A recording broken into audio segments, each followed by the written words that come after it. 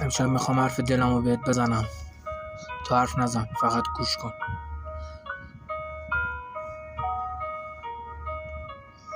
ببین چی میخوام بهت بگم.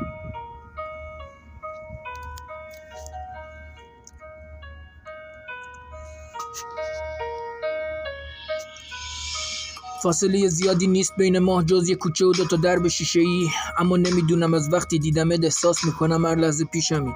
طالب چشمات شدم با موهای بور و ابروهای نیش تیز. من دوست دارم نگاه کردن تو رو وقتی نشستی پشت میز. هوای قلبم با دیدنت صاف میشه. با خودم میگم بودم الان کاش پیشت. با تو احساس میکنم هر لحظه زندگی کردن و انگار دنیا میخواد با هم آشتی شه.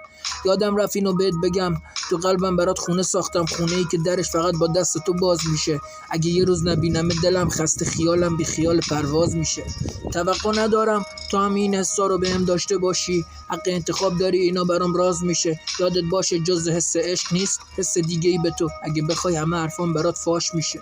در قلب تو باز کن، با چشم دل ببین، شاید یه گوشه‌ای برام پیداشه. واقعا راست میگم، یه فرصت بهم بده، بعد میبینی در قلب تو هم باز میشه. سواد ندارم تو رو با حرفم توصیف کنم، ولی همه چی داره برام خاص میشه. تو هم خوب فکر کن، بعد جوابمو بده، بعد میبینی هرچی دلت خواست میشه. تپش قلبم قول میدم فقط واسه تو بزنه. با من باش، با تو عمرم دراز میشه. دلم میخواد وصلت کنم با جمله های عاطفی. هرچی شنیدی بدون درم راست میگه.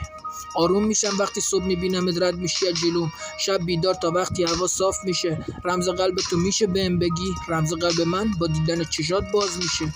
منم صبر میکنم تا تو جوابم بدی. تا اون موقع دلم برات پر از احساس میشه. من حرفامو بهت زدم، امیدوارم حرفای تو هم به دلم بشینه. صوفی.